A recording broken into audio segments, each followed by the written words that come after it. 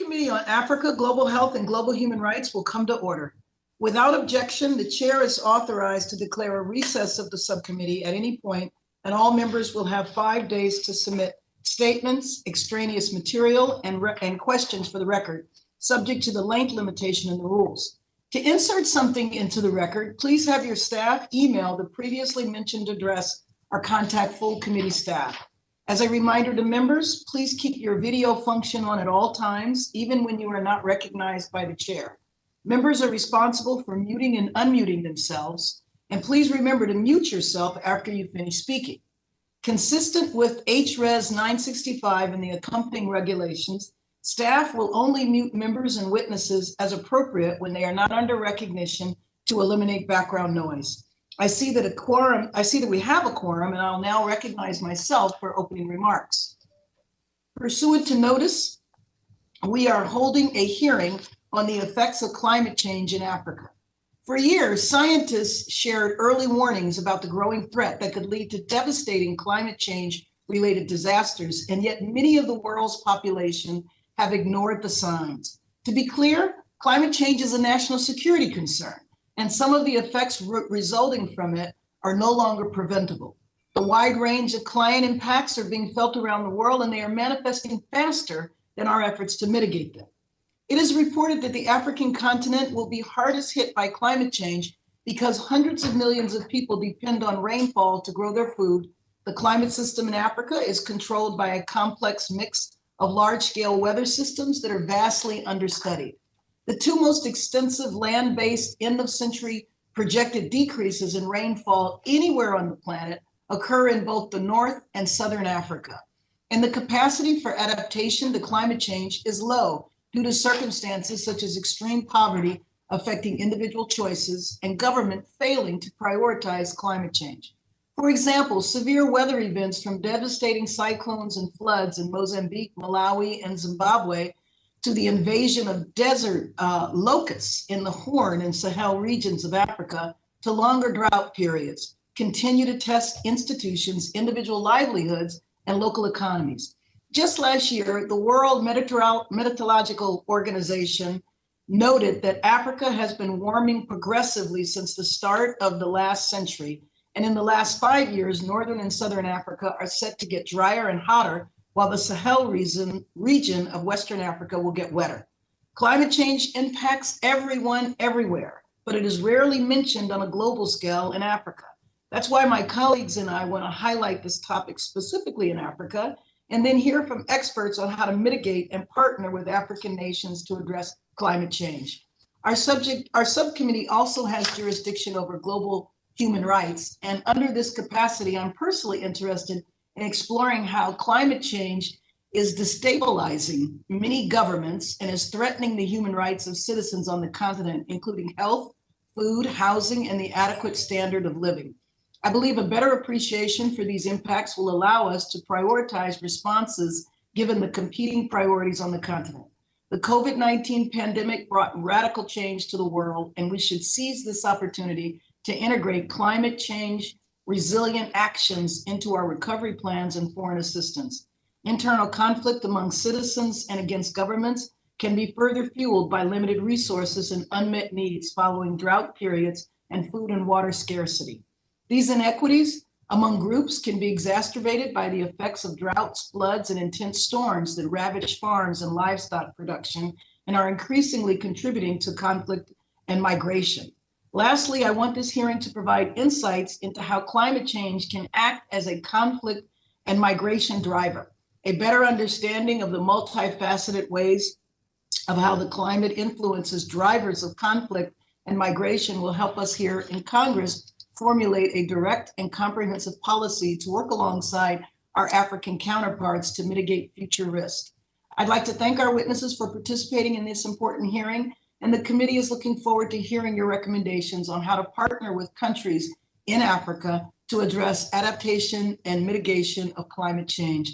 I now recognize the ranking member, Mr. Chris Smith, for the purpose of making his opening statement. Let me take this opportunity again to thank all of our witnesses. So we will now question witnesses under the 5-minute rule. I will begin.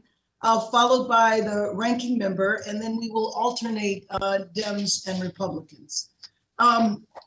So I always am interested in what ideas we can take from this hearing to create legislation that will help move the ball forward. So that's the perspective I want to bring to this. And I want to ask if you might, any one of you that want to respond to this, might want to point out any gaps in programming or resources that that the United States is currently doing. Where do you think we need to target resources and programming at this point?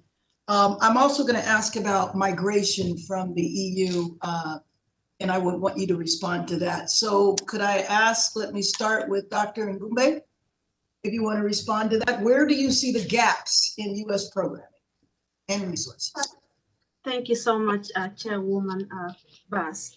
First of all, yes, without a resilient African agriculture system, any efforts in climate change will fail.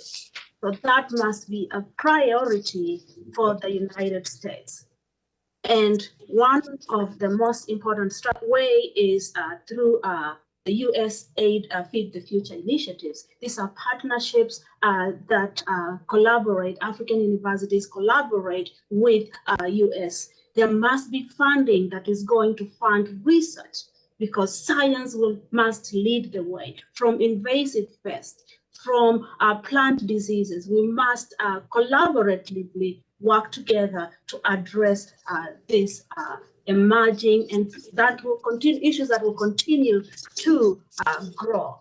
And then I also look at thinking about satellites, using the United States NASA data to ensure that Africans are able to predict, prepare, and anticipate, and not to be caught unawares, because we know we have the tools. Why are we not funding that? Let me ask you another question. I wanted to know the status of the African Union strategy on climate change. It's my understanding that it remains in draft form, and I want to know if that's the case, or has it been finalized? They're still working on it, but I think also African countries must also continue to be pushed to have very concrete and actionable items. Climate crisis is a crisis of our times. And I think the United States must push through the US government. Thank you. Dr. Moss, I wanted to know if you can comment about the cause of migration, especially from African countries to the EU, and it's specific, if you could give a couple of specific examples. Thank you, Chair. That's not an area of my expertise.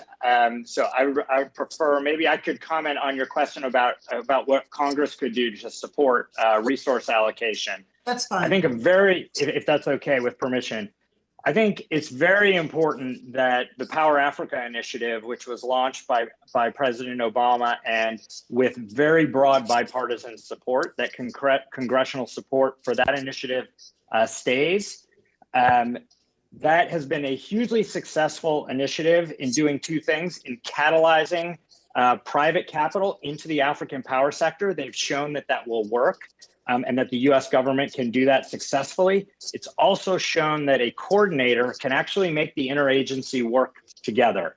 And that is actually pretty rare these days. So building on Power Africa, there are ways that it could be even bigger and better, and that would require continued bipartisan support from Congress. They've been very good at getting generation and connections. The next step for Power Africa is actually reliability and driving costs down, because that's what's going to turn electricity into jobs. The other is the new bottlenecks. It used to be we couldn't get capital into wind farms and solar farms. That's no longer true. Power Africa has shown those projects can be made bankable and the capital will come. The bottleneck in a lot of countries, including Kenya, is now the transmission networks and storage. So there's only so much wind and solar you can put into these systems until they really start to destabilize. Kenya's definitely at that point, and a lot of other countries. Thank it you, would be Dr. very important for Power Africa to move into these other areas. Got it. And then in my Thank you. last few seconds, Dr. Desparte, would you like to comment on that, on the migration? Yes, I mean, thank you, Chairwoman Bass. I think one of the major points to highlight is the connectivity between the African diaspora in the United States and the African continent. The world's most important cash flow is peer-to-peer remittances. It's a $700 billion cash flow here in Washington, D.C. in this area. We have the largest Ethiopian diaspora.